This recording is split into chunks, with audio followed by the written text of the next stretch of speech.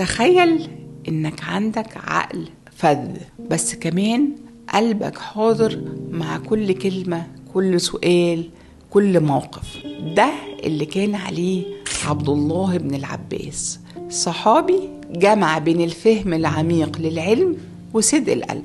عبد الله بن العباس كان ابن عم النبي عليه الصلاة والسلام، اشتهر بذكائه وفهمه العميق القرآن والحديث. كان النبي عليه الصلاة والسلام بيناديه حبر الأمة، لأنه أعلم الناس بالتفسير والفقه. قوته ما كانتش بس في المعلومات، كان دايما بيسعى يفهم المعنى ويطبقه في حياته، مش بس يحفظه. لما مات الرسول كان عمره 13 سنة، وبالرغم من ده ما ضيعش يوم من غير ما يحضر مجالس الرسول، وبعد كده حرص يتعلم من الصحابة. كل يوم معرفته كانت بتزيد، لأنه ما كانش بيبطل يسأل، فبقى عنده في شبابه حكمة الشيوخ، لدرجة إن أمير المؤمنين عمر كان مسميه فتى الكهول.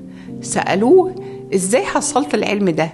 قال بلسان سؤول وقلب عقول. لما يوصفه سعد بن أبي وقاص يقول ما رأيت أحد أحضر فهما ولا أكبر لبا ولا أكثر علما ولا أوسع حلما من ابن عباس. عبد الله بن العباس كان مثال للتوازن بين العقل والقلب، عرف الصح والغلط، بيعرف يوصل المعلومة للناس بطريقة بتلمس قلبهم حتى في أصغر التفاصيل. لما الناس كانت بتسأله عن أي حكم أو تفسير ما كانش بيديهم مجرد كلام، كان بيربط العلم بالحياة، كان بيربط العلم بالعمل.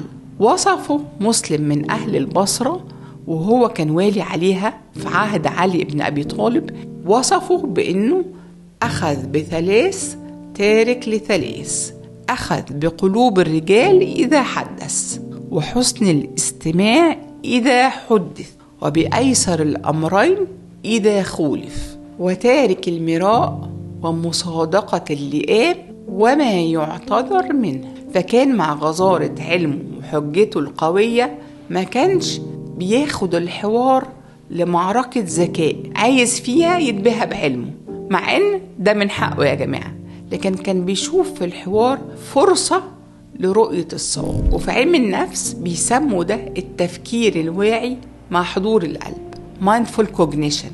يعني انك لما تفهم حاجة ما تخليكش عقلك بس بيفهم، لكن قلبك كمان يحس بالمعنى ويطبقه. عبد الله بن العباس كان دايما حاضر، كل قراراته كانت مبنية على وعي ومعنى حقيقي. عبد الله بن العباس علمنا ان العلم الحقيقي هو اللي بيوصل للقلب ويغير السلوك.